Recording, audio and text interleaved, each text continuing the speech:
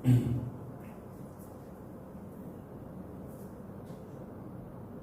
Morning students. आज हमारा चौथा लेक्चर हम शुरू कर रहे हैं।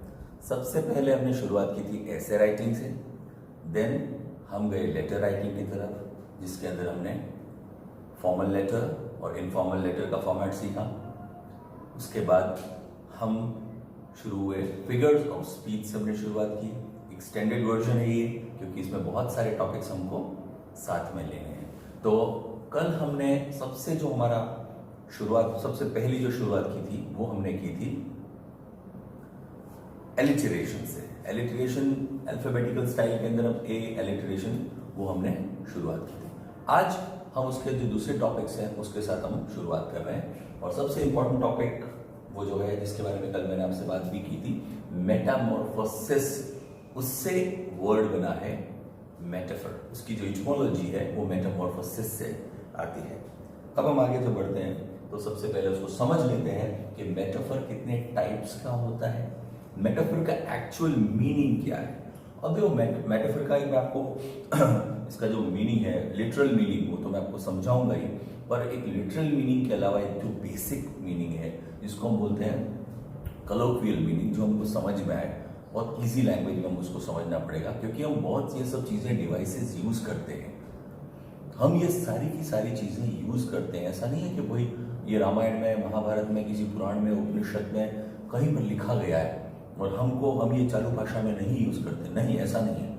हम डेली यूज करते हैं, but we are absolutely unaware of these things. हमें पता नहीं है। हमने इस चीज, मैंने कल आपको बात की थी 12th का स्पेलिंग, ट्यूशन का स्पेलिंग, सेपरेट का स्पेलिंग, ये जो बेसिक स्पेलिंग्स हैं वो हमारी नजर के सामने हर वक्त रहते हैं, पर हम उनके ऊपर ध्यान नहीं देते, हम उनको आइडेंटिफाई नहीं कर पाते। ठीक है, तो आज हम उसका आइडेंटिफिकेशन भी करेंगे, उसको अच्छे तरीके से समझेंगे, उसके एग्जाम्पल्स भी बहुत सारे देखेंगे और उन एग्जाम्पल्स को हम बनाना भी सीखेंगे। जब हम एग्जाम्पल बनाना सीख जाते हैं उसी मोमेंट पे आप उसे आइडेंटिफाई करना भी सीख जाते हैं। शुरुआत करते हैं इंग्लिश में। सबसे पहला आज हमारा जो फिगर ऑफ स्पीच है, एलिटरेशन के बाद नंबर सेकंड जो है वो मेटाफर। मैंने कल आपको बताया था इसे प्रोनाउंस करने की जो विधि है वो भी देखिए। Metaphor, metaphor is a figure of speech. वो एक स्पीच का एक ऐसा पार्ट है कंटेनिंग, जिसके अंदर क्या होता है, एन इम्प्लाइड कंपैरिजन। बस बाकी सब भूल जाओ। किसी चीज के साथ कंपैरिजन किया जाता है। अब इम्प्लाइड का मतलब क्या है? Direct comparison. तुम मुझे उल्लू जैसे दिखते हो। उल्लू के बाद मैंने क्या वर्ड यूज किया? जैसे। नहीं, जैसे कहा आएगा वो मैं आपको बताऊंगा, पर वो वर्ड अभी मैं यूज नहीं करूंगा क्योंकि वो दोनों मिक्सअप हो जाएगा। जैसे एक दूसरी फिगर ऑफ स्पीच के अंदर आता है हमारा, एज, लाइक, ये सब दूसरी फिगर ऑफ स्पीच में आएगा। यहां पे हम क्या बोलेंगे? तुम उल्लू हो। Direct comparison. ठीक है, अब वो डायरेक्ट जो कंपैरिजन है, अब वो कोई उल्लू तो कैसे हो सकता है? वो अपना जो वेश है वो बदल के नहीं, उसकी जो हरकतें हैं वो उल्लू जैसी है। ठीक है, इसलिए हमने वो वर्ड यूज किया है कि तुम उल्लू हो। ठीक है, कोई जीनियस होता है तो वाह, चाणक्य हो तुम। चाणक्य मीन्स क्या है? वो इज वेरी इंटेलिजेंट इन राजनीति, पॉलिटिक्स के अंदर बड़ा होशियार आदमी है। तो आपने उसको डायरेक्ट कंपैरिजन ही दे दिया। ठीक है, अब क्रिकेट के अंदर हम बोलते सचिन इज गॉड। क्रिकेट की दृष्टि से उनको भगवान बना दिया हमने। तो इस गॉड का मतलब क्या? वो परमात्मा ही है, वो जो चाहे वो कर सकता है, जो भी चाहे शॉट खेल सकता है। तो इम्प्लाइड कंपैरिजन हम डेली हम करते ही हैं। ठीक है, आगे बढ़ते हैं। वर्ड्स और phrases that are ordinarily applied, कोई भी वर्ड या फ्रेज हम ऑर्डिनरी यूज करते हैं, applied to one thing are applied to something you wouldn't necessary pair with. हम ज्यादातर उन चीजों के साथ कभी पेयर ही नहीं करते हैं, तो उनको पेयरिंग करने की जो प्रक्रिया है, उन जो दो बिल्कुल अलग अलग चीजें हैं उनको बिल्कुल हम अलग अलग करते हैं। जैसे फॉर एन एग्जाम्पल आपको समझा देता हूं। जैसे मान लो आज सूरज उगा हुआ है। सूरज आज बहुत ही हल्की रोशनी दे रहा है और बादल भी छाए हुए हैं और आपको ठंडक का अनुभव हो रहा है और मजा आ रहा है। ज्यादा गर्मी बिल्कुल नहीं है, 24-23 डिग्री के आसपास की गर्मी आ रही है। तो आप गए सूरज के सामने, देखा सन इज मून टुडे। आज जो सूरज है वो चांद बना हुआ है। कैसे चांद कैसे बन गया? व्हाइट कलर का हो गया, रात हो गई, ऐसा नहीं। वो सारी क्वालिटी जो सूरज की जो रोशनी है, जो गर्मी है, वो नहीं दे रहा है। वो क्वालिटी किसकी प्रोड्यूस कर रहा है? मून की। सन इज मून टुडे, है कि नहीं? ठीक है, इसका एक बहुत बढ़िया एग्जाम्पल भी आपको बताऊंगा तो आपको बहुत मजा आएगा आगे। ठीक है, अब इसके कितने टाइप के प्रकार हैं वो थोड़ा आपको समझा देता हूं, क्योंकि यूजुअली नहीं आता है, पर फिर भी आपको बात समझ में आनी चाहिए। जब हम बात करें तो एक्सटेंडेड बात करेंगे, मेटाफर को अच्छे तरीके से समझ लेंगे, क्योंकि मेटाफर बहुत चीजों से रिलेट करता है। मिटोनॉमी में भी आप देखेंगे, सिनिकडकी में भी आप देखेंगे, तो बहुत सारी जगह मेटाफर का कहीं ना कहीं एक जगह इसका हाथ पड़ा ही है। यानी पूरे फिगर ऑफ स्पीच के अंदर मेटाफर को समझना हमें बहुत अच्छे तरीके से जरूरी है। ठीक है, हालांकि आपसे ये आइडेंटिफिकेशन नहीं मांगा जाएगा कि वो डेड मेटाफर है, इम्प्लाइड मेटाफर, एक्सटेंडेड मेटाफर है, ये सब नहीं मांगा जाता है, बट स्टिल आपको समझ में आना चाहिए कि कौन कौन से मेटाफर्स होते हैं।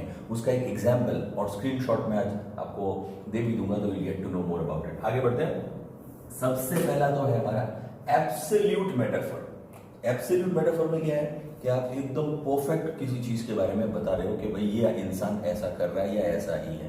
ठीक है, अब इसका मैंने एक एग्जांपल दिया है। She is doing a tight rope, she is doing a tight rope in her semester. ये जो लड़की है वो अपने सेमेस्टर में आज ये जो पढ़ाई कर रही है, इस पूरे पढ़ाई के दौरान ये टाइट रोप कर रही है। मैंने इसका कंपैरिजन किसके साथ किया? ट्रपीज आर्टिस्ट के साथ, जो पतली सीढ़ी के ऊपर आपने देखा डंडा लेके चलते हैं, पतली रस्सी के ऊपर, जरा सा पैर फिसला और गए। अब जो सेमेस्टर के अंदर टाइट रोप पे चल रहा है, तो वो इंसान क्या करेगा? क्या हो सकता है उसके साथ? बुरे में बुरा क्या होगा? वो फेल हो जाएगा। अब इसकी वजह मैं ये भी कह सकता है पढ़ाई नहीं कर रही है, फेल हो जाएगी। पर इसका मैंने कंपैरिजन किसके साथ कर दिया? जो एब्सोल्यूट कंपैरिजन है वो किसके साथ हुआ? कि she is doing a tight rope in her semester. अपनी पढ़ाई के अंदर ये टाइट रोप पे है, किसी टाइप का सबमिशन पूरा नहीं किया है, होमवर्क इनका पूरा नहीं है, लेक्चर में ध्यान नहीं देती है, रेगुलर आती नहीं है, तो वो टाइट रोप पे है। क्या पता निकल जाए, क्या पता गिर जाए, चोट लग जाए, फेल हो जाए, समझे? तो वो एब्सोल्यूट कंपैरिजन हमारा इसके साथ शुरू होता है। दूसरा है डेड कंपैरिजन। डेड जो मेटाफर है वो डेड किस प्रकार होता है कि उसका कोई ज्यादा मीनिंग नहीं होता है, पर हम उसको डेड तौर पे यूज करते हैं। वो क्लीशे भी होते हैं, इंग्लिश में वर्ड है क्लीशे, ये बहुत अच्छा वर्ड है। एक्चुअल में ये फ्रेंच वर्ड है क्लीशे, CLICHE, क्लीशे। बहुत सुंदर वर्ड है, बोलने में भी बड़ा अच्छा लगता है, क्लीशे। ठीक है, फ्रेंच वर्ड है। क्लीशे का मतलब क्या है? अब इतनी बार हो चुका है, वो चीज हम इतनी बार कर चुके हैं कि वो क्लीशे हो गया हमारे। आप किसी भी मूवी बनती है, मूवी स्टार से पूछो कि कैसी मूवी बनी है, और बेस्ट, बेहतरीन, इसकी ऐसी मूवी हमने आज तक नहीं बनाई। क्लीशे। आपसे आपके जो रिलेटिव्स जो आपसे मिलने के लिए आते हैं, बेटा पढ़ाई कैसे? अरे अंकल जबरदस्त पढ़ाई चल रही है। किसी से आप मिलो, क्या चल रहा है जीवन में, कैसी तबीयत है? अरे बहुत अच्छा, सुपर। अरे वो परेशान है, उसको डायबिटीज है, सब कुछ है, प्रॉब्लम। तो एक क्लीशे की आदत हमको पड़ चुकी है, हम लाइफ के अंदर क्लीशे बहुत ज्यादा चीजें करते हैं। तो उसने बोला कि क्लीशे में क्या आ रहा है? You light up my life, तुम मेरी जिंदगी की रोशनी हो। अब उसकी जिंदगी क्या है? अंधेरा कमरा, उसने खुद को कंपैरिजन कर दिया। ठीक है, और लाइट ऑफ माई लाइफ का मतलब क्या है? मेरी जिंदगी के अंदर रोशनी, तुम रोशनी हो, तुम बल्ब हो, तुम ट्यूबलाइट हो सकती हो। ठीक है, तुम हेलोनिक्स का बड़े LED लाइट हो सकती हो, तुम सूरज हो सकते हो, तुम चांद हो सकती हो, कुछ भी। उसने किसी के साथ भी डेड कंपैरिजन कर दिया। डेड मतलब क्लीशे होता है, उसमें ज्यादा नहीं होता। एक्सटेंडेड का मैं फॉर्मूला आपको ये बोर्ड सेकंड फॉर्म में एक्सटेंडेड बताता हूँ। ये लंबे रोमियो एंड जूलियट के जो लंबे चौड़े डायलॉग्स हैं और बड़े बड़े लिटरेचर है, एपिक फॉर्म्स है, उसके अंदर बहुत ज्यादा यूज होता है। ठीक है, कि तुम ये हो तो मैं वो हूँ, मैं हूँ ये हूँ तो तुम वो हो। ठीक है, तुम हवा हो तो मैं घोड़ा हूँ, हम दोनों एक साथ मिलकर दौड़ेंगे। तुम मछली हो तो मैं दरिया हूँ। इस प्रकार की वो सब बहुत सारे कंपैरिजन एक ही पैराग्राफ के अंदर जो यूज किए जाते हैं, वो एक्सटेंडेड फॉर्मेट है। वो भी मैं आपको उसके एग्जाम्पल बताऊंगा। अब है इम्प्लाइड। इम्प्लाइड का मतलब क्या? आप किसी के साथ ऐसा कंपैरिजन कर रहे हो, उसी सेंटेंस के अंदर भी कंपैरिजन हो रहा है। जैसे कि एग्जाम्पल बताता हूं, spending time with her is better, sorry, spending time with her is worst then swimming with sharks.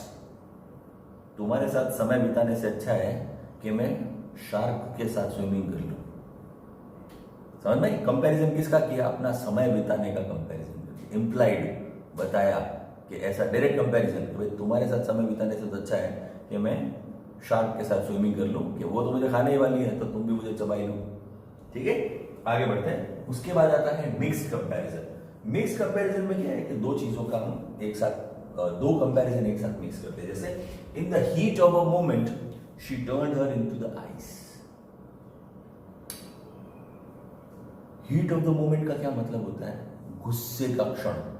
Heat of the moment के अंदर क्या हुआ कि उसने खुद को आइस में बदल दी। उसको इतना गुस्सा आया कि अब वो खुद एकदम बिल्कुल शांत हो गई। बोले ठीक है भाई, मुझे अब तो कुछ करना ही नहीं, अब मैं बर्फ की सिल्ली बन जाऊंगी, अब मुझे कुछ करना। अब वो एक्चुअल में देखो, हीट में आदमी क्या करता है, आउटरेज में आके जो आदमी में रेज होता है तो वो क्या करता है, गुस्सा करता है, बहुत फिट्स आ जाता है उसको।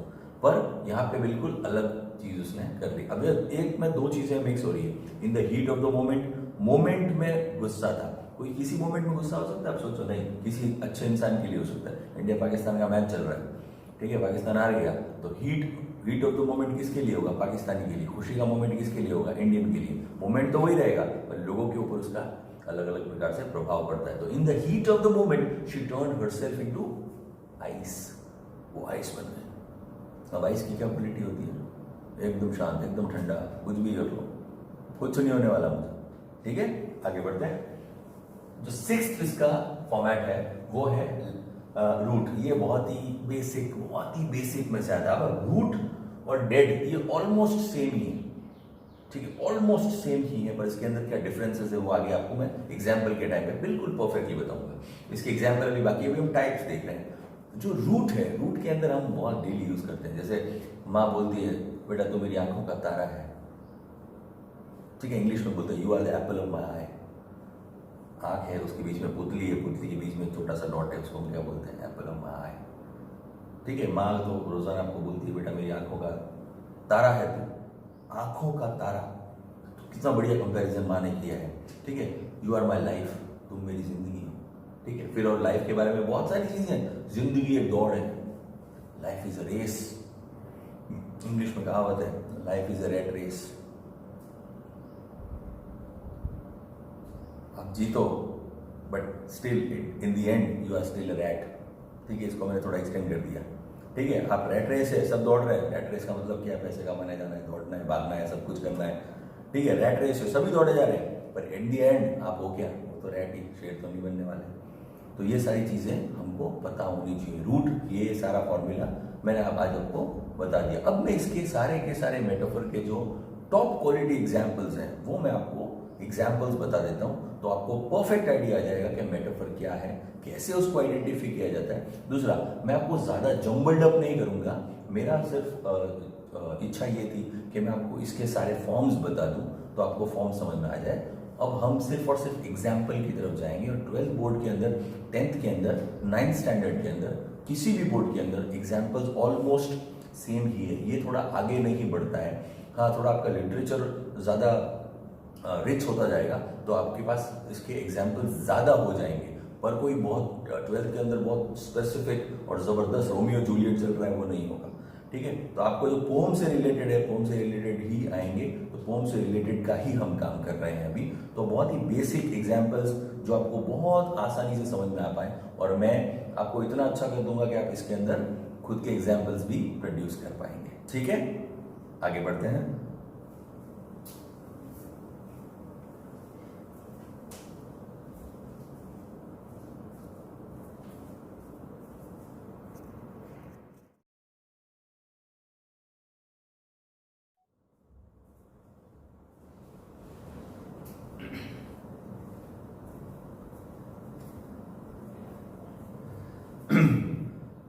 जो हमारा नेक्स्ट अब हम सेक्शन पे जा रहे हैं वो है मेटाफर के एग्जाम्पल्स।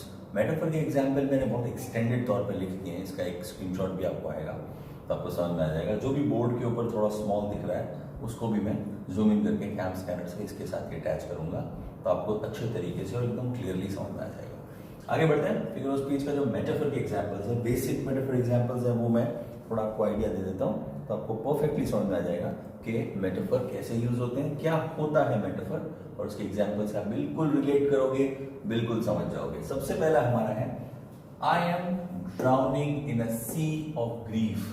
मैं डूब रहा हूं इन अ सी ऑफ ग्रीफ। सी है समुद्र, आपको पता है समुद्र में कोई भी डूब सकता है, पर यहां पे मैंने क्या कंपैरिजन कर दिया है, ग्रीफ।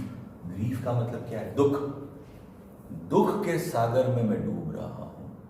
लिटरली पॉसिबल है नहीं, फिजिकली पॉसिबल है बिल्कुल है, पर सी ऑफ ग्रीफ आपने देखा है नहीं। तो यही फिगर ऑफ स्पीच का सुंदरता है।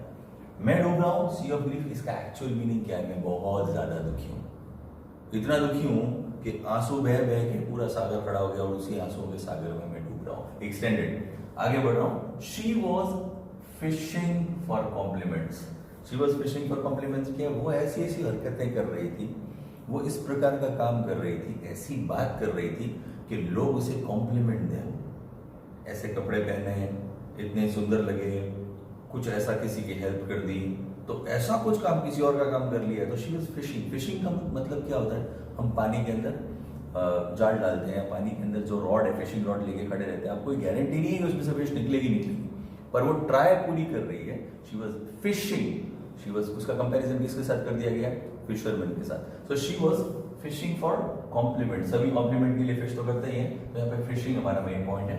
ही ब्रोक माई हार्ट, उसने मेरा दिल तोड़ दिया। ये तो हम बहुत ज्यादा यूज भी करते हैं, बहुत क्लीशे है, बहुत रूट है, आपको बात समझ में आएगी कि उसने मेरा दिल तोड़ दिया। अब दिल किसी भी बात पे टूट सकता है।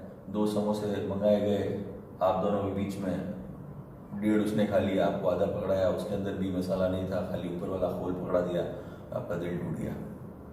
ठीक है, बड़े होते जाएंगे तो दिल टूटने के और अलग अलग फॉर्मेट भी आएंगे कि भाई इतना बढ़िया एग्जाम दिया था, बहुत मेहनत की थी, पर रिजल्ट बिल्कुल सही नहीं आया, जितनी मेरी अपेक्षा थी उससे कम आया, तो वो उससे दिल टूटता है। और आदमी का जितनी बार दिल टूटेगा उतना ही वो मजबूत बनेगा। ठीक है, तो ये ही ब्रोक माई हार्ट, उसने मेरा दिल तोड़ दिया। अगला, टाइम इज अ थीफ। समय जो है, समय क्या है, समय चोर है। Time is a thief. आप सो रहे हो, आपको पता है कि चलो मैं तो सो रहा हूँ, कोई टेंशन नहीं है, उस दौरान आपका काम हो जाएगा। समय बड़ा बलवान है, कहते हैं ना समय, टाइम इज पावरफुल, समय बलवान है। तो वैसे time is a thief. Time के साथ किसके साथ कंपैरिजन किया, थीफ के साथ। आप बैठे रहो, चलो कोई बात नहीं, 1 महीना है पढ़ने को, 1.5 महीना है पढ़ने को, पढ़ लेंगे 15 दिन और है, 10 दिन और है, 2 दिन और है, 4 घंटे और है, 3 घंटे और है, कुछ नहीं होने वाला है। समय तो निकलेगा ही, समय तो भाग जाएगा। और थीफ कभी हाथ में आता है, चोरी छुपे आता है, सामान लेके चला जाता है, आपकी इज्जत लेके चला जाता है, आपका सामान लेके चला जाता है, आपका नॉलेज जो आपने गेन किया ही नहीं, वो सब का सब गायब हो गया। Time is a thief. आगे बढ़ते हैं। I am feeling blue. अब इंग्लिश लैंग्वेज में ब्लू का मतलब क्या है, सैडनेस को डिपिक्ट करता है, इसको समझ। और एक और 2-3 में आपको इडियम्स और फ्रेजेस जब हम पढ़ेंगे तो उसके बारे में बहुत ज्यादा जानेंगे कि इन चीजों को क्या बोला जाता है। I am feeling blue today. Feeling blue मतलब आप नीले नहीं हो गए, नीलकंठ महादेव के भक्त नहीं हो, इसका मतलब है कि आप ब्लू, मैं बड़ा सैड हूं। ब्लू का मीन्स सैडनेस है।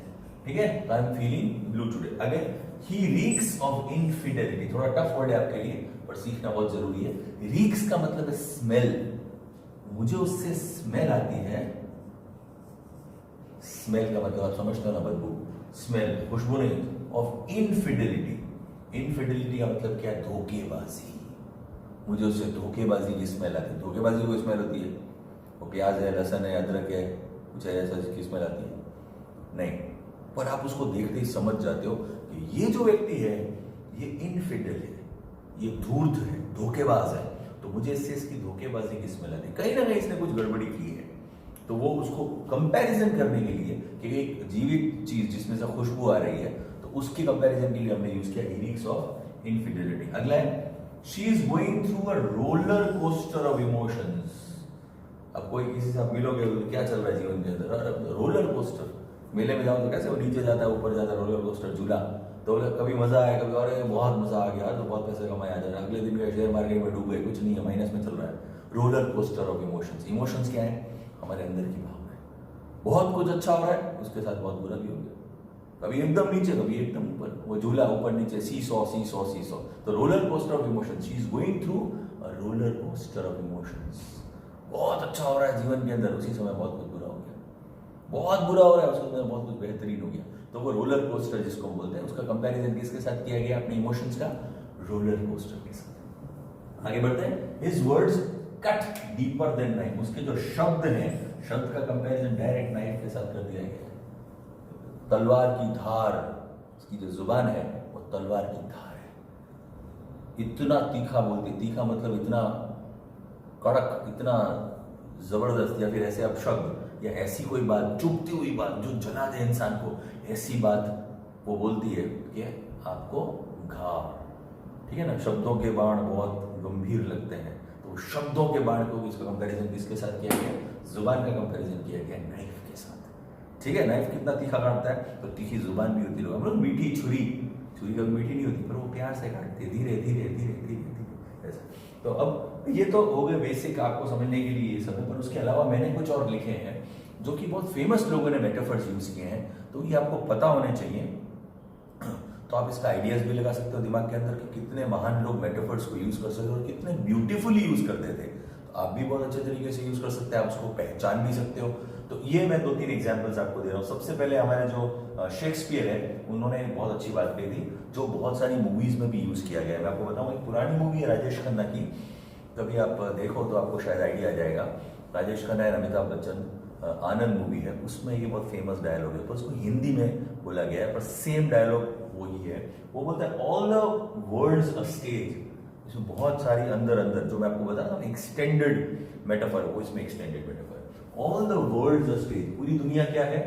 रंगमंच है, सब पूरी दुनिया a stage. All the men and women, जो भी आदमी और औरत जो भी जीवित हैं, आर मियरली प्लेयर्स, वो सिर्फ मामूली प्लेयर्स हैं। प्लेयर्स का मतलब क्या? क्रिकेट वाले प्लेयर्स नहीं है। रंगमंच में हम क्या करते हैं? एक्टिंग करते हैं, हम छोटे मोटे एक्टर्स हैं। Actors, they have their exist and their entrances. उन सभी की एग्जिट भी तय है और एंट्रेंस भी तय। उनको सबको आना भी है इस धरती पे और यहाँ से जाना भी है। कोई परमानेंट एक्टर नहीं है, सबको आना है और सबको जाना है, ठीक है। कितने अच्छे 3 लाइनों में शेक्सपियर ने ये बात बता दी, ठीक है। दुनिया में जितने भी लोग हैं वो सब क्या है? मियरली प्लेयर्स, सब रंगमंच की कठपुतलियां हैं। कब किसकी डोर किसके हाथों उठेगी कोई नहीं जानता, ठीक है। ऊपर से कौन चलाता है? गॉड चलाता है। गॉड यूं बोलते चल भाई तुम्हारा टाइम हो गया, निकलो अब, चलो तुम्हें थोड़ा सा रोल और देता हूँ, तुम्हारा रोल थोड़ा एक्सटेंड करता हूँ, नहीं तुम्हारा रोल काट देता हूँ। वो सब हम लोग क्या, हमारा कंपेरिजन किसके साथ कर दिया? हम लोग सब रंगमंच की कठपुतलियां हैं। आगे बढ़ते हैं। पाब्लो पिकासो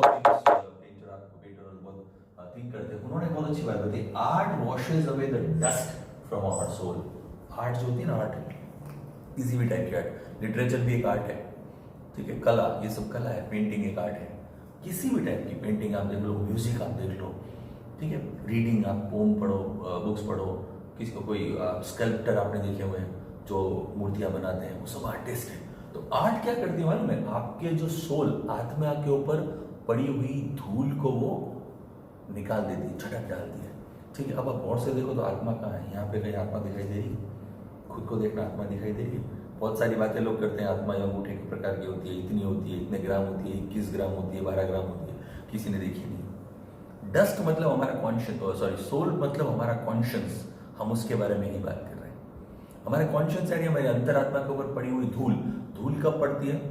जब हम चीजें को भूल जाते हैं, हम अपना नॉलेज जो हम हैं, स्व को भूल जाते हैं, तो हमारे ऊपर धूल पड़ जाती है। तो आर्ट उसको साफ कर देती है।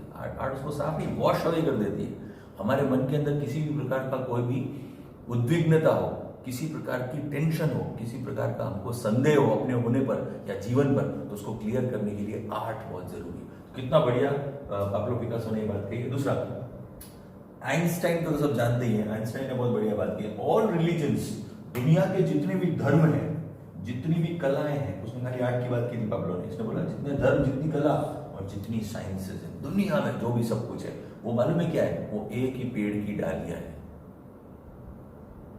सही है? कल्प वृक्ष मान लो उसको, प्रेत कल्प मान लो, जो मानना है मान लो, वो एक पेड़ है, उसमें से ही सब। आर्ट भी उसका ही फॉर्म है, साइंस भी उसका ही फॉर्म है, रिलीजन भी उसी का फॉर्म है, विचार भी उसी के फॉर्म है, दुष्टता भी उसी का फॉर्म है। सब सब सब एक ही पेड़ में से निकला हुआ, यानी एक पेड़ और उसकी बहुत सारी विभिन्न ब्रांचें। मेटाफर क्लियर हो गया आइंस्टाइन? और बॉब डिलन एक बहुत फेमस म्यूजिशियन से, बॉब डिलन ने बहुत अच्छी बात की, chaos is a friend of mine.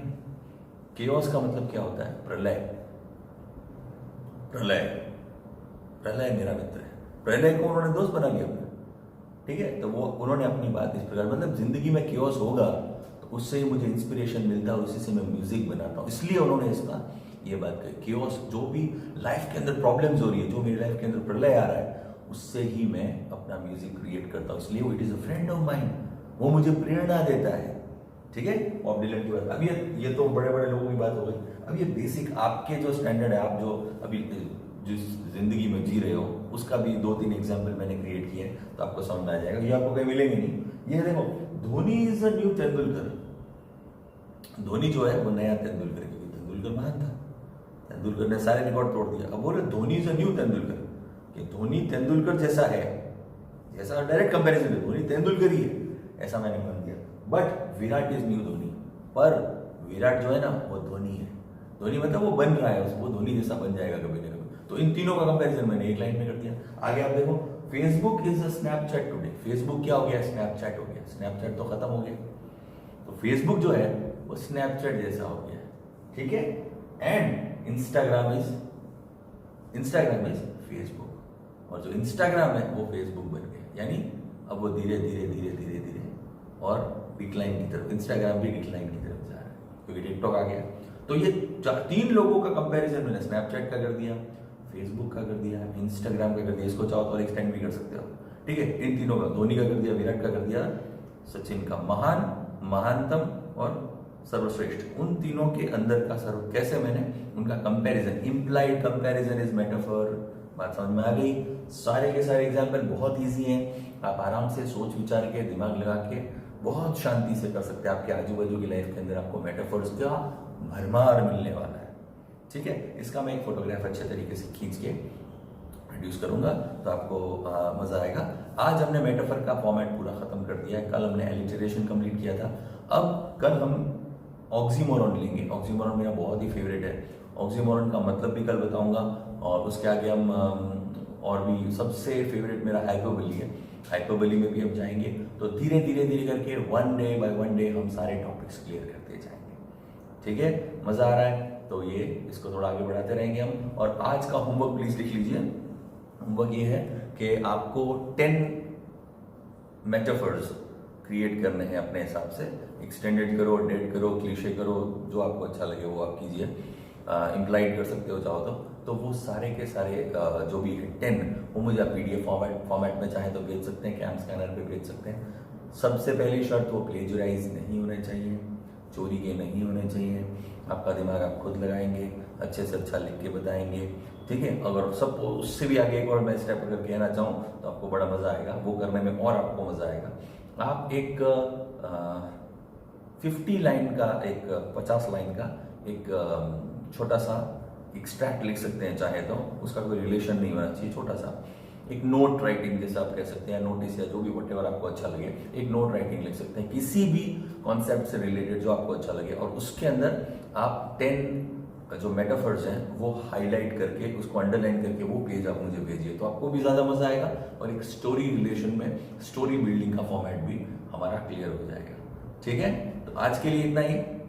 Lecture number 4 में कंक्लूड करता हूं, और हम कल फिर से फिगर ऑफ स्पीच के नेक्स्ट फॉर्मेट की तरफ आगे बढ़ेंगे। Okay guys, good day.